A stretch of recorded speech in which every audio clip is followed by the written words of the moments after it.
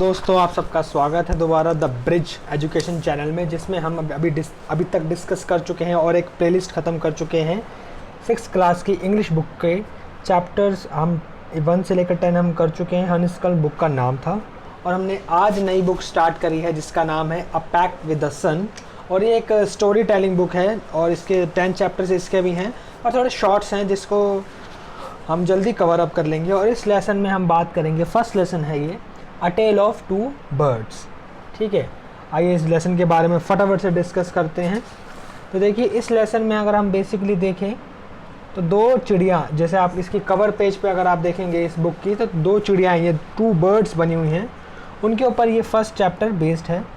इसमें यह बताया गया है कि 2 चिड़िया अपनी मदर के साथ एक ट्री पर रहती हैं जो एक जंगल, एक फॉरेस्ट एरिया में है। और वहाँ पे वो तीनों, यानी कि उनकी मदर और 2 चिड़िया यानी 2 बर्ड्स, उनकी बेबी बर्ड्स, वो आराम से एक ट्रीज़ पे रहती हैं और उनकी माँ उनका ख्याल रखती हैं।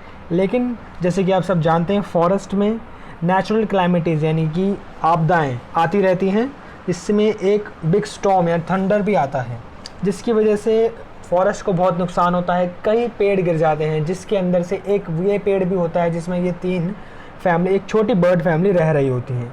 अनफॉर्चुनेटली इसमें क्या होता है कि जो इसकी मदर बर्ड होती हैं, उनकी इसमें डेथ हो जाती है और वो दोनों बर्ड्स अलग अलग, यानी कि उस तूफ़ान या फिर स्टॉर्म में अलग अलग हो जाती, सेपरेट हो जाती हैं। और इसमें उनकी जो लोकेशन है वो बहुत ही मायने है, यानी कि उसकी बहुत इंपॉर्टेंस है उन दोनों बर्ड्स की लोकेशंस की। अब जैसे कि मैं आपको एक पिक्चर में दिखा सकता हूँ, ये एक फॉरेस्ट एरिया है जिसमें कि आप देख सकते हैं एक साइड पे ये बर्ड यहाँ गिरी उस फॉरेस्ट की वजह से और एक साइड पे एक बर्ड यहाँ गिरी।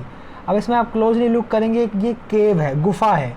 इसमें कौन रहता है, ये भी बहुत इंपॉर्टेंट है। इसमें रहते हैं रॉबरर्स, यानी कि जो चोरी करते हैं। चोरी कहाँ करते हैं, जो जैसे आप इमेजिन कीजिए, पुराने ज़माने में जो ट्रेड रूट्स होते थे, जो हंटिंग एरियाज होते थे फॉरेस्ट में, बेसिकली यहीं होते हैं।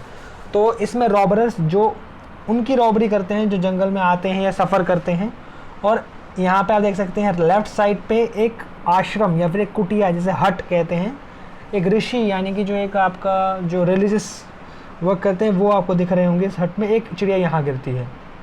तो बेसिकली तूफ़ान आता है, उनकी मदर पेड़ गिरने की वजह से मर जाती हैं और एक टहनी टूटने की वजह से वो दोनों जो बर्ड्स होती हैं सेपरेट हो जाती हैं, अलग अलग जगह गिर जाती हैं। ठीक है, तो अब इसमें आपको यही डिस्कस करने को मिलेगा। सेकंड में ये आता है कि एक किंग होते हैं, जो वहाँ के उस एरिया के किंग होते हैं, वो हंटिंग करने के लिए आते हैं। और उन जो हंटिंग करने से मैंने आपको बताया रॉबरर्स होते हैं। तो उस टाइम रॉबरर्स उस केव में नहीं होते और दोनों जो बर्ड्स हैं सरवाइव कर जाती हैं और अपने अपने ट्रीज़ पे, जैसे आप देख सकते हैं यहाँ पे एक ट्रीज़ पे वो बैठी हुई है, वो ग्रो करती हैं दोनों तरफ, यानी कि दोनों साइड में, एक रॉबरर केव की तरफ और एक ऋषि के आश्रम की तरफ। तो इसमें हम देखेंगे कि एक किंग आता है, किसका शिकार करने, हिरन का, डियर का। बेसिकली एक नॉर्मल स्टोरी ऐसी बनती है जिसमें कि क्या होता है, वो एक शिकार करते करते बहुत दूर, एकदम डीप जंगल में चला जाता है अपने किंगडम से दूर, और वो आगे जाके खो जाता है। और वो इतना थक जाता है कि उसको लगता है कि मैं आगे और नहीं चलता। वो अपने घोड़े को एक जगह पर बांध के एक केव के पास एक ट्री के नीचे बैठ जाता है। एकदम से उसको आवाज़ आती है कि यार जल्दी करो जल्दी करो, कोई हमारे यहाँ पे पेड़ के नीचे बैठा है और उसके पास ज्वेलरीज और उसके पास मनी है, तो उसको फटाफट से चुरा लेते हैं। तो एकदम से राजा सुन के अमेज्ड, यानी कि उनसे हैरान सा हो जाता है और ऊपर देखता है तो उसको एक बर्ड दिखती है, एक बिग ब्राउन बर्ड दिखती है। और वो एकदम से देखता है ये आवाज़ कहाँ से आई, और केव में से ये आवाज़ें आने लग जाती हैं, इसलिए वो वहाँ से भाग जाता है। और जब वो और दूर जाता है, अदर साइड जाता है, तो वहाँ पे उसको एक आश्रम दिखता है, जिसे लगता है कि ठीक है ये तो आश्रम है, यहाँ पे तो ऋषि यानी कि रिलीजियस पर्सन्स होते हैं वो रहते होंगे, तो मैं यहाँ चला जाता हूँ। जब वो वहाँ पे जाता है, ये वही पिक्चर आप देख सकते हैं, ये आश्रम में किंग आया है।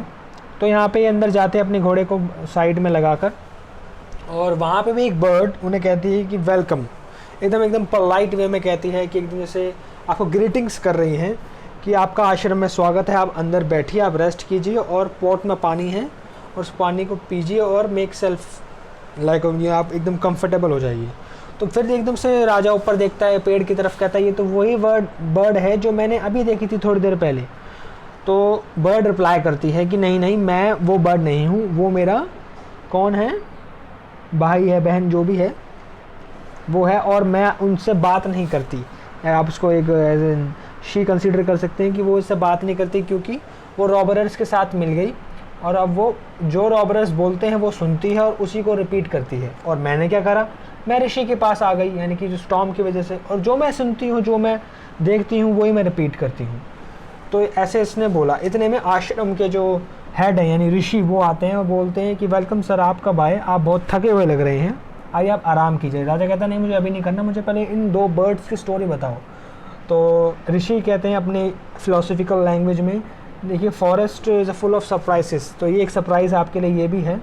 और जो बेसिक लाइन जो इस चैप्टर को प्रोनाउंस करती है वो बोलते हैं Rishi, one is known by the company one keeps.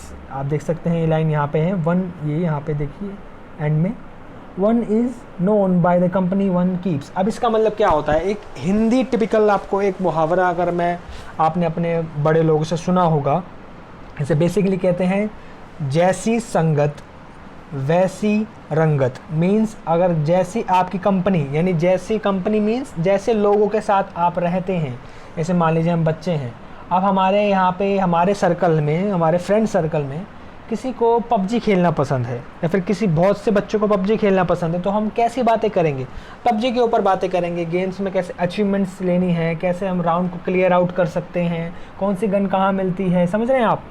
तो जैसी संगत, दैट्स मीन संगत मीन कंपनी, वैसी रंगत, रंगत मीन्स आप वैसे ही आएंगे, निखर के आएंगे। अगर आप पढ़ाई के बारे में बात करेंगे तो आप पढ़ाई की जो अपनी कंपनी में, तो आप पढ़ाई में अच्छे होंगे। तो जो भी आप एक्टिविटी करेंगे अपने फ्रेंड सर्कल में, और जैसा आपका फ्रेंड सर्कल होगा आप उसी तरीके से अपने आप को डेवलप करेंगे। बेसिकली ये चैप्टर यही बताना चाह रहा है कि 2 बर्ड्स हैं, एक ही माँ के बच्चे हैं, लेकिन अलग अलग हो जाते हैं, उसके बाद भी कितना डिफरेंसेस उनको देखने को मिलता है अलग अलग उनकी रेजिंग में, जैसे वो बड़े होते हैं। तो हमें क्या करना है, इस चैप्टर से हमें क्या सीख लेनी है, हमें खाली जो अपनी एनर्जी जो हमारे पास है, जो हमारे पास 24 आवर्स हैं हमारे एक एज अ चाइल्ड, हमें उसे अच्छे से यूटिलाइज़ करना है, गंदी हैबिट्स में नहीं जाना है। इस चैप्टर का वही मेन पर्पस है कि एक तरफ गंदी बोलती हुई, एक चोरी चकारी बोलते हुई एक बर्ड है, और एक जगह ग्रीटिंग करती हुई बर्ड है, तो हम किसको लविंग, आपको किसको लविंग ज़्यादा अच्छा लगता है, बेसिकली एक अच्छी वाली को। तो ये एक बेसिक स्टोरी है, छोटी सी स्टोरी है। इसमें आप क्वेश्चन आंसर्स देख सकते हैं, क्वेश्चन आंसर्स बहुत ही इजी हैं, बस आपको पढ़ना है और इनके आंसर्स आप आराम से देख सकते हैं अगर आपने लेसन अच्छे से समझ लिया है।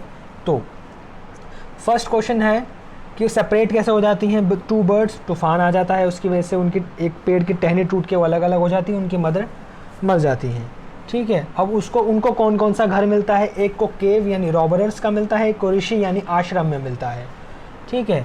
और फर्स्ट बर्ड क्या कहती है राजा को कि जल्दी जल्दी आओ, यहाँ कोई नीचे बैठा है, इसको हम रॉब कर लेते हैं।